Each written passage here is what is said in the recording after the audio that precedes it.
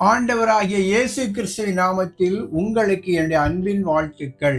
உங்கள் சிந்தனைக்கு என்கிற என்னுடைய வேத பாடங்களை ரெகுலராக கேட்டு பயனடைந்து வருகிற உங்களுக்கு என்னுடைய நன்றியை தெரிவித்துக் கொள்கிறேன்.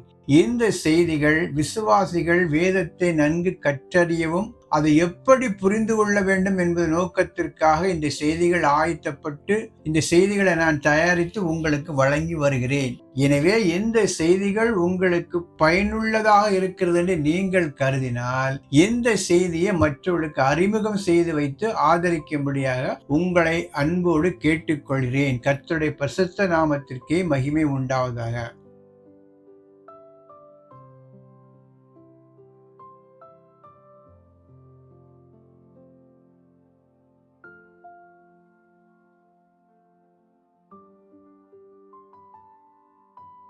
கடந்த காணொளியில் நாம் தியானித்த காரியம் என்னவென்றால், எபிரேய நிருபம் ஏன் ஒரு புதிரான நிருபமாக கருதக்கூடாது, அது ஒரு டிலைட்ஃபுல் புக்காகத்தான் நாம் கருத வேண்டும். அந்த புத்தகத்தை எப்படி நாம் புரிந்து கொள்ள வேண்டும் என்பதற்கான ஒரு 16 குறிப்புகளை உங்களோடு பகிர்ந்து கொண்டேன். அந்த 16 குறிப்புகளின் அடிப்படையில் நீங்கள் அந்த புத்தகத்தை தியானித்தால் உங்களுக்கு அந்த கடிதம் என்பது ஒரு புதிரான புத்தகமாக காணப்படாது, எளிதில் புரிந்து கொள்ளக்கூடிய ஒரு புத்தகமாக அது காணப்படும். எனவே அந்த அடிப்படையில் எபிரேய நிருபத்தை குறித்து நான் அந்த 16 குறிப்புகளோடு கர்த்தருடைய வசனத்தை உங்களோடு நான் தியானித்திருந்தேன். இன்றைக்கு அந்த 16 குறிப்புகள் ஒன்றுதான் இந்த எபிரேய நிருபம் என்பது 5வது நற்செய்தி நூலாக கருதப்பட வேண்டுங்கிற ஒரு காரியத்தை குறித்து நான் சொல்லியிருந்தேன். இந்த காணொலியில் இந்த எபிரேய நிருபம் ஏன் 5வது நற்செய்தி நூலாக கருதப்படுகிறது என்பதற்கான காரணத்தை சற்று விவரமாக இந்த பதிவில் உங்களோடு கர்த்தருடைய வார்த்தையை பகிர்ந்து கொள்கிறேன். பொதுவாக பார்க்கும் பொழுது வேத புத்தகத்தில் 4 எழுத்தாளர்கள் எழுதிய கடிதத்தை தான் நற்செய்தி நூலாக கருதுகிறார்கள். மத்தேயு, மார்க்கு, லூக்கா, யோவான். இவர்கள் ஆண்டவராய் இயேசு கிறிஸ்து வாழ்ந்த காலங்களில் நடந்த சம்பவங்களை குறித்து எழுதிய காரியங்கள் தான் நற்செய்தி நூல்கள் என்று அழைக்கப்படுகிறது, காஸ்பல். இந்த நற்செய்தி நூலை நாம் சற்று ஆராய்ந்து பார்க்கும் பொழுது 4 நபர்களும் வெவ்வேறு கோணங்களில் இயேசு கிறிஸ்துவை அடையாளப்படுத்துகிறார்கள். அவர்கள் புரிந்து கொண்ட விதத்தை வைத்துக் கொண்டு அவர்கள் இயேசு கிறிஸ்துவை தங்கள் எழுதிய புத்தகங்களில் இதை விவரித்து சொல்லியிருக்கிறார்கள். குறிப்பாக மத்தேயு எழுதிய நற்செய்தி நூல் நாம் பார்ப்போம் என்றால், அவர் இயேசு கிறிஸ்துவை யூதர்கள் எதிர்பார்க்கின்ற ஒரு மேசியாவாக, ஒரு ராஜாவாக அவரை சித்தரிக்கின்றார். ஏனென்றால் அந்த காலத்தில் யூதர்கள் தங்களுடைய அரசியல் அடிமைத்தனத்திலிருந்து விடுதலையாக்கக்கூடிய ஒரு மேசியாவாக ஒருவர் வருவார் என்று எதிர்பார்த்து கொண்டிருந்த அந்த காலகட்டத்தில் இயேசு கிறிஸ்துவை ஒரு மேசியாவாக மத்தேயு தன்னுடைய புத்தகத்தில் குறிப்பிட்டிருந்தார். அந்த கோணத்தில் தான் அந்த அவருடைய புத்தகம் முழுவதுமாக எழுதப்பட்டது. குறிப்பாக ஒரே ஒரு வசனம், மத்தேயு 2:2. யூதருக்கு ராஜாவாக பிறந்திருக்கிறவர் எங்கே? கிழக்கிலே அவருடைய நட்சத்திரத்தை கண்டு அவரை பணிந்து கொள்ள வந்தோம் என்றார்கள். இதுல கூட நாம் பார்க்கக்கூடிய காரியம் என்னவென்றால், யூதர்களுக்கு பிறந்த ராஜா எங்கே இருக்கிறார் என்று அந்த ஞானிகள் சொன்னதாக குறிப்பிடுகிறார். அப்படி என்றால் அவருடைய மைண்ட் செட்ல யூதருடைய ராஜா என்றுதான் அவர் இந்த கடிதம் முழுதுமாக அவரை சித்தரிக்கிறார். அடுத்தபடியா மார்க் என்ன சொல்கிறார் என்றால், இயேசு கிறிஸ்துவை பிதாவுடைய சித்தத்தை நிறைவேற்றுகிற ஒரு ஊழியக்காரனாக, ஒரு பிஸியா இருக்கிற, ஆக்டிவா இருக்கிற ஒரு ஊழியக்காரனாக அவரை சித்தரிக்கிறார். அந்த நிருபம் முழுவதுமாக ஒரு ஆக்ஷன் ஓரியன்டட் பிலிம் மாதிரி இயேசு கிறிஸ்து ஒரு விரைந்து செயல்படுகிற ஒரு நபராக ஆண்டவராய் இயேசு கிறிஸ்துவை மார்க்கு சித்தரிக்கின்றார். குறிப்பாக மார்க் 10:45, அப்படியே மனுஷகுமாரனும் ஊழியம் கொள்ளும்படி வராமல் ஊழியம் செய்யவும் அநேகரை மீட்கும் பொருளாக தம்முடைய ஜீவனை கொடுக்கவும் வந்தார் என்றார். இந்த இடத்தில் இயேசு கிறிஸ்து தான் ஊழியத்தை பெறுவதற்காக வரவில்லை, ஊழியம் செய்யும்படியாக வந்தேன் என்கிற கருத்தை இங்கு நாம் பார்க்கலாம்.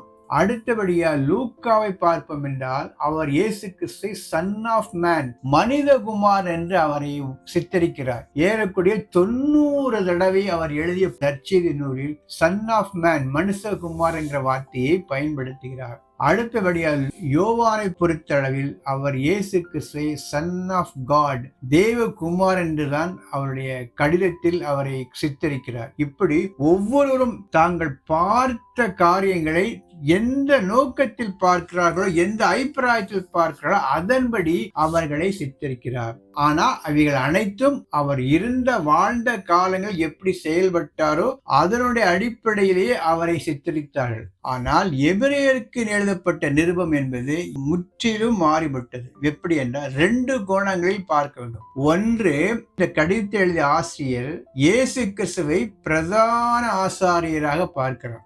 அதிலையும் குறிப்பாக சொல்ல வேண்டும் என்றால், அவர் உயிரோடு இருந்த காலங்களில் எப்படி பிரதான ஆசாரியராக இருந்து மனுக்குலத்தின் பாவங்களுக்காக அந்த பிரதான ஆசாரியர் என்கிற அந்த நிலையிலே தம்மை தாமே பலியாக செலுத்தினார் என்கிற காரியத்தோடு கூட விண்ணகத்தில் இப்பொழுது என்னவாக செயல்படுகிறார், அங்கேயும் நமக்கு பரிந்து பேசுகிற பிரதான ஆசாரியராக செயல்படுகிறார் என்கிற காரியத்தையும் இணைத்து 2 கோணங்கள்ல இந்த எபிரேயருக்கு எழுதின ஆசிரியர் இதை தெளிவாக சித்தரிக்கிறார். ரொம்ப அருமையான பாயிண்ட். வாழ்ந்த காலங்களில் எப்படி பிரதான ஆசாரியராக இருந்து தம்மை தாமே பலியாக செலுத்தினார் என்பது மட்டுமல்ல, விண்ணகத்திலும் நம்முடைய பாவங்களுக்காக நமக்காக 24 hours பரிந்து பேசுகிற ஒரு பிரதான ஆசாரியராக இருக்கிற அந்த கருத்தையும் இணைத்து சொல்கிறார். அதனால்தான் இந்த நிறுவத்தை பொறுத்தளவில் இது ஒரு 5வது சுவிசேஷமாக கருதப்பட வேண்டும். மற்றவர்கள்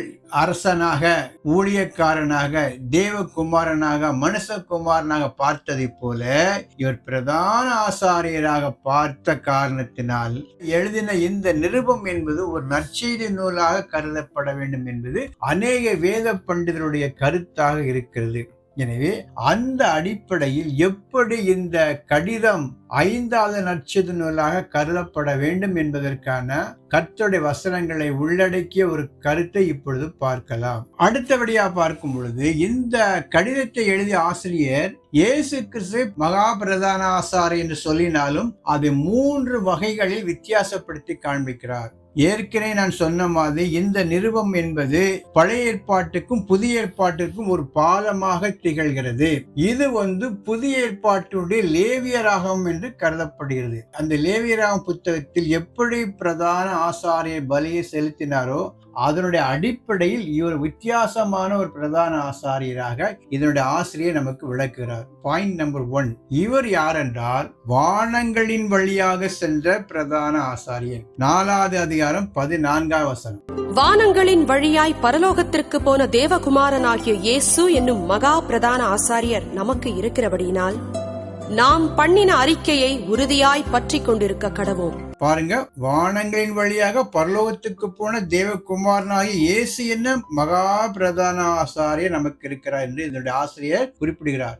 இவர் அந்த பரிசுத்த ஸ்தலம், மகா பரிசுத்த ஸ்தலம் வழியாக சென்று பலி செலுத்தவில்லை. பழைய ஏற்பாட்டில் அந்த பிரதான ஆசாரியன் அப்படிதான் பலியை செலுத்துவான். ஆனால் இவர் ஸ்ட்ரெயிட்டா வானங்களின் வழியாக சென்று பிதாவுக்கு முன்பாக தன்னுடைய பலிகளை செலுத்தினார். அப்படி என்றால் பலியை இங்கே செலுத்தவில்லை, விண்ணகத்தில் பிதாவுக்கு நேராக செலுத்தினார் என்று நாம் அறிந்து கொள்ளலாம். இந்த சேனல் மிகப்பெரிய ஒரு உயர்ந்த சேனலாக நாம் பார்க்கலாம். இது உயர்ந்த நிலை உயர்த்தப்பட்டவராக பார்க்கலாம். அடுத்தபடியாக பார்க்கும் பொழுது பழைய ஏற்பாட்டில் ஆசாரியன் ஆரோனுடைய வம்சத்தின்படி அந்த பிரதான ஆசாரியன் தான் ஜனங்களுக்காகவும் தனக்காகவும் பலிகளை செலுத்துவான். இவர் அப்படி இல்லை, மெல்கிதிசேதேக்கின் முறைமையின்படி பிரதான ஆசாரியன் என்று இந்த ஆசிரியர் தெளிவாக சொல்கிறார். குறிப்பாக 7வது அதிகாரம் 3ஆம் வசனத்தை படித்தால் நமக்கு தெரியும். இவன் தகப்பனும் தாயும் வம்ச வரலாறும் இல்லாதவன். இவன் நாட்களின் துவக்கமும் ஜீவனின் முடிவும் உடையவனாயிராமல் தேவனுடைய குமாரனுக்கு ஒப்பானவனாய் என்றென்றைக்கும் ஆசாரியனாக நிலைத்திருக்கிறான். இந்த மெல்கிதிசேதேக் யார் என்றால் தகப்பனும் தாயும் வம்ச வரலாறு இல்லாதவன், இவனுடைய துவக்கமும் ஜீவனும் முடிவும் சொல்லப்படாதவன்.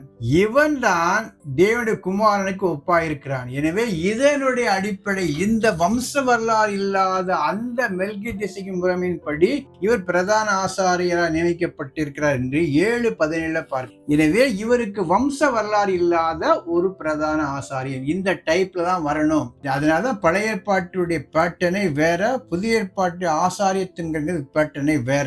இவர் வம்ச வரலாறு இல்லாத, தாய் தகப்பனை பற்றி புரியாத அந்த மெல்கிதிசேதேக் முறைமையின்படி வந்த ஒரு பிரதான ஆசாரியன். அடுத்ததாக மிக முக்கியமான குறிப்பு என்னன்னா, அந்த பழைய ஏற்பாட்டு பிரதான ஆசாரியன் தன்னுடைய பாவங்களுக்காக பலிகளை செலுத்தி அதற்கு பிறகு ஜனங்களுக்காக பலிகளை செலுத்துவார். ஆனால் இந்த பிரதான ஆசாரியன் அப்படி அல்ல. பரிசுத்தரும் குற்றமற்றவரும் மாசில்லாதவரும் பாவிகளுக்கு விலகினவரும் வானங்களிலும் உயர்ந்தவருமாயிருக்கிற இவ்விதமான பிரதான ஆசாரியரே நமக்கு ஏற்றவராயிருக்கிறார்.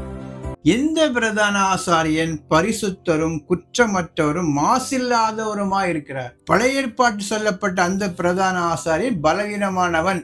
பலிகளின் மூலமாக தன்னை பரிசுத்தப்படுத்தி கொண்டுதான் மற்றவர்களுக்காக பலி செலுத்த முடியும். ஆனால் இவர் அப்படி இல்லை. எந்த களங்கமும் இல்லாத பரிசுத்தராக குற்றமற்றவராக பாவிகளுக்கு விலகின மகா உன்னதமான பிரதான ஆசாரியராக இயேசு கிறிஸ்து காணப்படுகின்றார். எனவே இந்த 3 வகைகள்ல இதனுடைய ஆசிரியர் வித்தியாசப்படுத்தி காண்பிக்கிறார். அல்லேலூயா. தெளிவா இருக்கு பாருங்க. அவர் வானங்களின் வழியாக சென்றவர், அதனுடைய சேனல் வேற.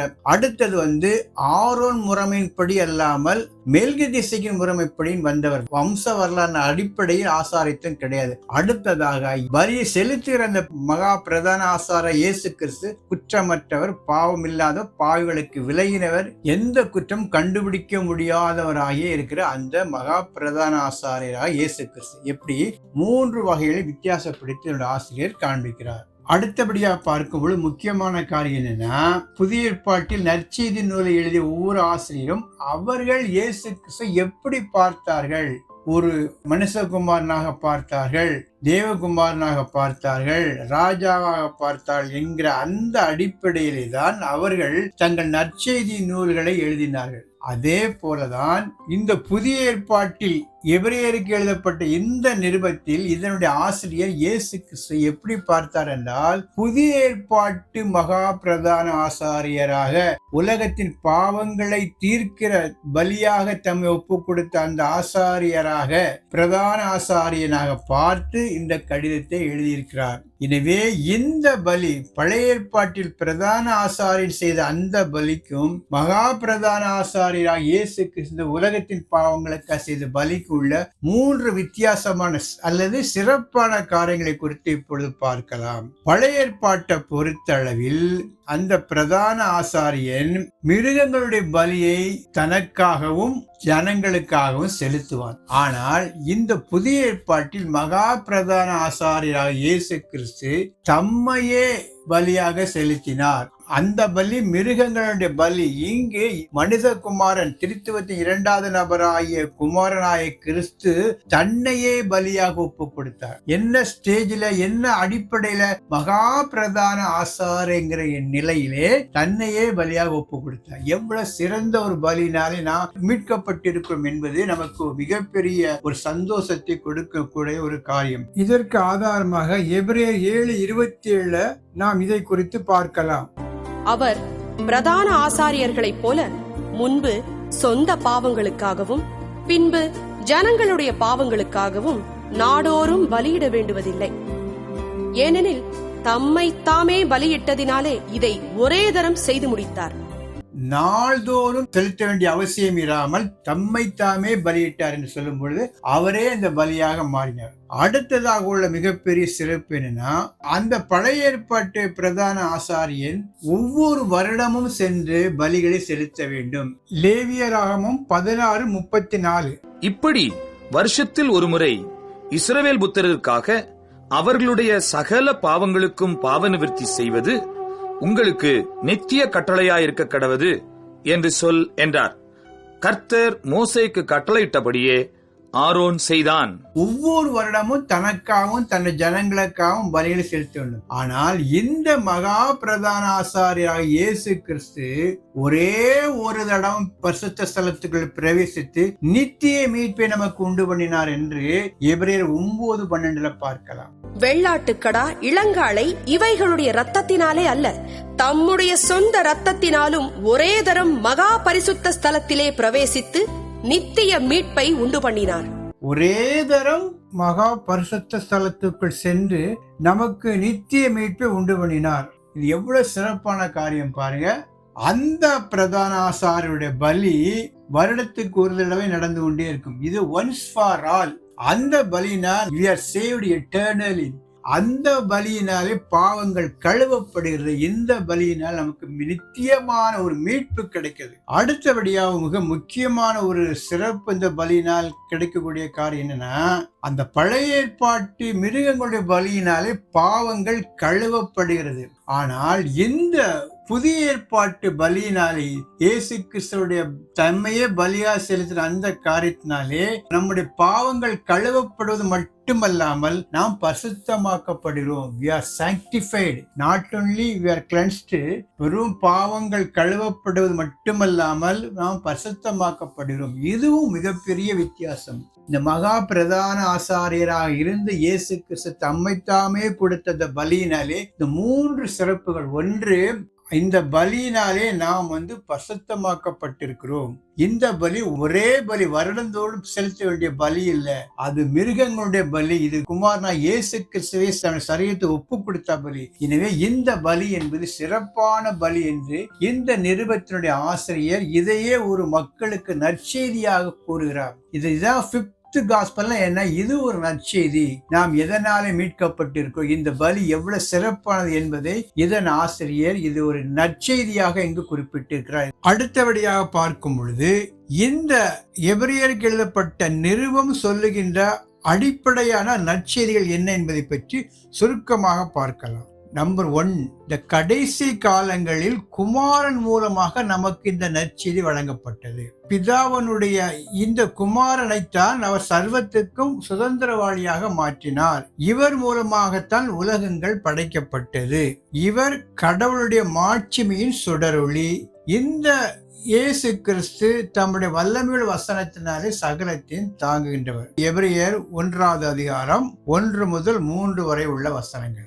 இவர் அவருடைய மகிமையின் பிரகாசமும் அவருடைய தன்மையின் சொரூபமுமாயிருந்து சர்வத்தையும் தம்முடைய வல்லமையுள்ள வசனத்தினாலே தாங்குகிறவராய் தம்மாலே தாமே நம்முடைய பாவங்களை நீக்கும் சுத்திகரிப்பை உண்டு பண்ணி உன்னதத்தில் உள்ள மகத்துவமானவருடைய வலது பாரிசத்திலே உட்கார்ந்தார். இதுதான் பேசிக் காஸ்பல். இந்த கடிதம் மூலமாக நாம் பெற்றுக்கொள்ளக்கூடிய அடிப்படையான நற்செய்தி. அடுத்தபடியாக பார்க்கும் பொழுது இந்த மகா பிரதான ஆசாரியராக இயேசு கிறிஸ்து புதிய உடன்படிக்கையின் மத்தியஸ்தராக இருக்கிறார். பாயிண்ட் நம்பர் 3, இவர் தம்மைத்தாமே பலியாக செலுத்தினார். ஒரே தரம் பலியிட்டு அந்த பலியினாலே நாம் பூரணமாக்கப்பட்டு அந்த பலியினாலே நமக்கு பாவ மன்னிப்பும் கிடைக்கிறது, பரிசுத்தமாகுதலும் கிடைக்கிறது. அடுத்தபடியாக பார்க்கும் பொழுது இவருடைய அந்த பலியினாலே தேவ சமூகத்தண்டை தைரியமாக சமநிலையுடன் எந்த காலத்திலும் எந்த நேரத்தில் செல்லக்கூடிய ஒரு உரிமையை, ஒரு வாய்ப்பை, ஒரு ஸ்லாக்கியத்தை மறுபடியும் பிறந்த அனைவருக்கும் கொடுத்திருக்கிறார். அடுத்தபடியாக இந்த மீட்பு என்பது அவருடைய இரத்தத்தினாலே நமக்கு கிடைக்கிறது. எபிரேயர் 9:22. நியாயப்பிரமாணத்தின்படி கொஞ்சம் குறைய எல்லாம் இரத்தத்தினாலே சுத்திகரிக்கப்படும். ரத்தம் சிந்துதல் இல்லாமல் மன்னிப்பு உண்டாகாது. ரத்தம் சிந்துதல் இல்லாமல் பாவ மன்னிப்பு கிடைக்காது. எனவே இவர் தம்முடைய ரத்தத்தை சிந்தி நமக்கு பாவ மன்னிப்பை அளித்திருக்கிறார். இதுதான் பேசிக்கான 5-6 காரியங்கள். அது மாத்திரமில்லை, இறுதியாக நாம் அவரை பார்த்து மட்டுமே ஓட வேண்டும். பழைய ஏற்பாட்டில் குறிப்பிடப்பட்டுள்ள ஆபிரகாம், மோசே, ஈசாக்கு போன்ற எந்த மிகப்பெரிய பரிசுத்தவான்களை எல்லாம் நோக்கி பார்க்காமல் புதிய ஏற்பாட்டு மத்தியஸ்தராக இருக்கிற இவரை மட்டுமே நோக்கி ஓட வேண்டும் என்பதுதான் எபிரேயருக்கு எழுதப்பட்ட கடிதத்தினுடைய முக்கியமான நற்செய்தி சாராம்சங்கள். இதுதான் நாம் ஏன் இந்த எபிரேய நிருபத்தை 5வது நற்செய்தி என்று அழைக்கப்படுவதற்கான சில அடிப்படையான காரியங்கள். இந்த செய்திகள் உங்களுக்கு பிடித்திருக்கும் என்றால் லைக் கொடுங்க, கமெண்ட் பண்ணுங்க. என்னுடைய ஊழியத்தை ஆதரித்து ஜெபிக்குமாறு உங்களை அன்போடு கேட்டுக்கொள்கிறேன். கர்த்தர் மகிமைப்படுவாராக. ஆமென். விசுவாசிகள் வேத வசனத்தை நன்கு ஆராய்ந்து படிக்க வேண்டும் என்கிற ஒரே நோக்கத்தோடு இந்த ஊழியத்தை மேற்கொண்டு வருகிறேன். இந்த ஊழியத்தை ஆதரிக்கும்படியாக உங்களை அன்புடன் கேட்டுக்கொள்கிறேன். இதற்காக நீங்கள் அனுப்பும் அனைத்து காணிக்கைகளும் இந்த ஊழியத்திற்காக மட்டுமே பயன்படுத்தப்படும் என்பதை உறுதியாக தெரிவித்துக் கொள்கிறேன். உங்கள் காணிக்கைகள் இதுபோன்ற இன்னும் பல வேத பாடங்களை வெளியிட எனக்கு உதவியாக இருக்கும். இந்த பணிக்கு உதவி செய்ய விரும்புகிறவர்கள் இந்த QR கோடை ஸ்கேன் செய்து உங்களால் முடிந்ததை அனுப்பும்படி கேட்டுக்கொள்கிறேன். கடவுளுடைய பணியில் எசேக்கியேல் சண்முகவேல்.